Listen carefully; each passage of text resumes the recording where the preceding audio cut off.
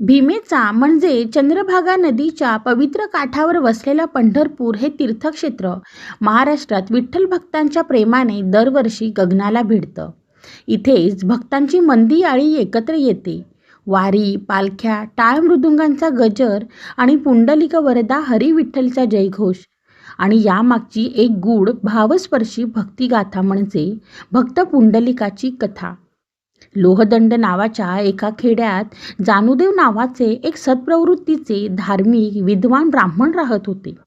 त्यांचा मुलगा पुंडलिक मात्र पूर्णतः उलट स्वभावाचा, उद्दाम, स्वार्थी, आईवडिलांचा अनादर करणारा. पालकांनी विचार केला की त्याचे लग्न लावले तर तो सुधारेल, पण झाले उलटेच.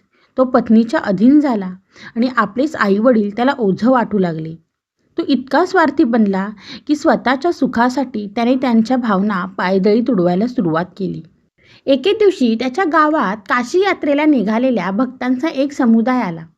त्यामध्ये अनेक तरुण आपल्या वृद्ध मातापित्यांना प्रेमाने सांभाळत होते. हे दृश्य पाहून पुंडलिकाचे आईवडील व्यथित झाले, कारण त्यांच्या नशिबात असं प्रेम मिळणं नव्हतं. त्यांना सुद्धा काशीला जायची खूप इच्छा होती. पुंडलिकाच्या पत्नीने पुंडलिकाकडे काशीला जाण्याचा हट्ट धरला. पुंडलिकाला मात्र काशीच्या यात्रेची कल्पना आवडली.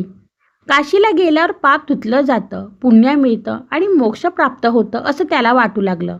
पत्नी तयार झाली आणि आईवडील सुद्धा म्हणाले, आम्हालाही घेऊन चल. पण स्वार्थी पुंडलिकाने आपल्या पत्नीला खांद्यावर घेतलं आणि आईवडिलांना दोऱ्याने ओढत नेऊ लागला. हे दृश्य केवळ शारीरिक नव्हे तर मानसिक क्रौर्य होतं.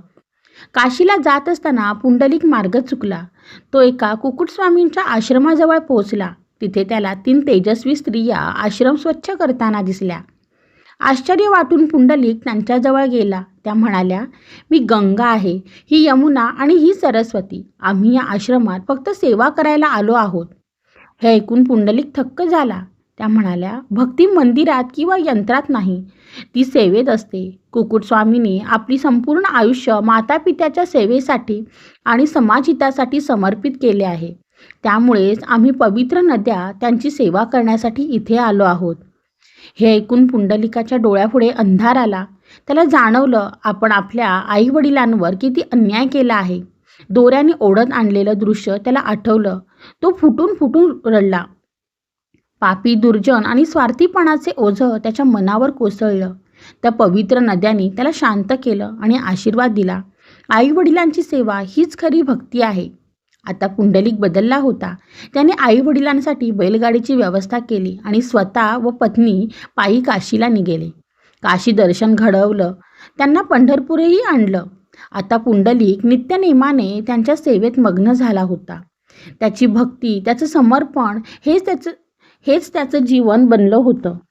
श्री विष्णू यांच्या या निस्वार्थ भावनेने प्रसन्न झाले. त्यांनी पृथ्वीवर अवतार घेऊन पंढरपुरात पुंडलिकाच्या घरी आगमन केले. पण पुंडलिक त्यावेळी आईवडिलांची सेवा करत होता. दरवाजात उभ्या असलेल्या परमेश्वराने हाक दिली, पुंडलिका, मी तुझ्या भक्तीने प्रसन्न आहे, बाहेर ये. पण पुंडलिक म्हणाला, प्रभू क्षमा करा, माझ्या सेवेच्या मध्ये खंड पडू देऊ शकत नाही. माझी सेवा चालू असताना कृपया इथल्या या विठेवर उभे राहा. भगवंत त्या विठेवर उभे राहिले. सेवा पूर्ण झाल्यावर पुंडलिक बाहेर आला. दोन्ही हात जोडून डोळ्यातून अश्रू वाहत त्याने वंदन केले. प्रभू म्हणाले, माग, तुला हवं ते वर माग. पुंडलिक म्हणाला, हे नाथ, मला काहीच नको, मला फक्त तू हवा आहेस. जसा तू आज उभा आहेस तसाच कायम इथे उभा राहा आणि माझ्यासारख्या भक्तांना दर्शन देत राहा. भगवंत प्रसन्न झाले आणि तेव्हापासून श्री विठ्ठल कमरटीवर हात ठेवून त्या पवित्र विठेवर उभे आहेत, पुंडलिकाच्या भक्तीचं प्रतीक बनून.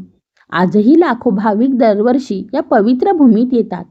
आषाढी एकादशीला, कार्तिकी वारीला संतांची पालखी घेऊन पंढरपूरच्या वाटा गजबजतात. मंदिरात काकड आरतीपासून शेजारतीपर्यंतचा दिनक्रम भक्तिभावाने भरलेला असतो. पुंडलिकाचे समर्पण, त्याची सेवा आणि त्याचा पश्चाताप यामुळे आज पंढरपूर हे तीर्थक्षेत्र भक्तीचा, समर्पणाचा आणि विष्णूंच्या कृपेचा अखंड स्रोत बनला आहे. पुंडलिक वरदा हरी विठ्ठल या जयघोषाने जणू या भूमीचं हृदय धडधडतं.